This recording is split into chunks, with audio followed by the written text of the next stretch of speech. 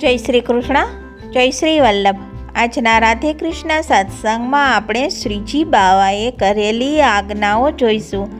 પણ તે પહેલાં આપ રાધે કૃષ્ણ સત્સંગમાં જોડાવા માગતા હોય તો લાઈક કરજો, શેર કરજો અને સબસ્ક્રાઈબ કરજો, જેથી આવતા નવા તમામ પ્રસંગો આપણા સુધી પહોંચી શકે. શ્રીજી બાવાએ ઘણી આજ્ઞાઓ કરી હતી. તેમાં એક ઘુમર ગાયને સદુ પાંડેના વાડામાં મૂકી આવવા માટે કુંભનદાસને કાકા ધર્મદાસને સીધી આજ્ઞા કરી હતી. બીજી શ્રી ગિરિકંદરામાંથી બહાર પધરાવી મંદિરમાં બિરાજમાન કરવાની આજ્ઞા ઝારખંડમાં શ્રી મહાપ્રભુજીને કરી હતી. ત્રીજી શ્રી ગોકુલમાં ગોવિંદ ઘાટ ઉપર પ્રગટ થઈ દૈવી જીવોને આત્મનિવેદન મંત્ર દ્વારા બ્રહ્મ સંબંધ કરાવી શરણે લેવાની આજ્ઞા શ્રી મહાપ્રભુજીને કરી હતી. ચોથી પોતાના પાડા ઉપર બેસાડી ટોડના ઘનામાં પધરાવવાની આજ્ઞા રામદાસ મુખિયાજીને કરી હતી. પાંચમી પોતાને ગાય લાવી આપવા માટે શ્રી મહાપ્રભુજીને આજ્ઞા કરી હતી.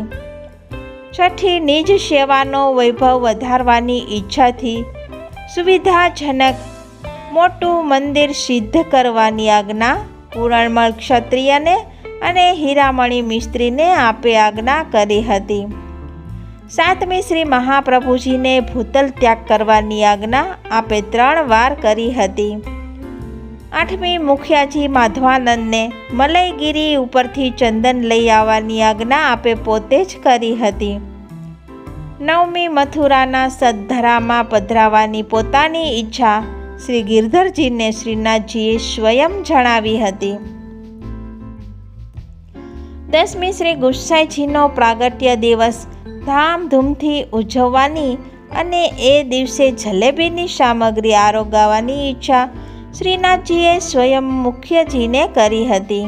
11મી 7 સ્વરૂપો સહિત પોતાને અન્નકૂટ આરોગવાની ઈચ્છા પણ શ્રીનાથજીએ સ્વયં શ્રી ગિરધરજી સમક્ષ વ્યક્ત કરી હતી. 12મી દોલ ઉત્સવને 16 દિવસ બાકી હતા ત્યારે લાહોરમાં શ્રી લાલ ગિરધરજીને આપે જાતે વસંત ખેલાવવા માટે આજ્ઞા કરી હતી. આમ શ્રીનાથજીએ ઘણી બધી આજ્ઞાઓ પોતે સ્વયં કરી હતી. આ સાથે જ આપણે આજના રાધે કૃષ્ણ સત્સંગને અહીં વિરામ આપીએ. ફરીથી મળીશું નવા સત્સંગ સાથે. જય શ્રી કૃષ્ણ, જય શ્રી વલ્લભ.